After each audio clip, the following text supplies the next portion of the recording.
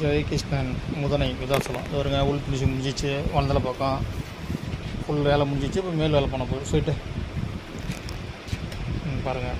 வெடிப்பு எதுவும் இருக்காது. எல்லாம் க்ளீனாக முடிஞ்சிச்சு பாருங்கள் வேலை. க்ளீனாக முடிஞ்சிச்சு வேலை.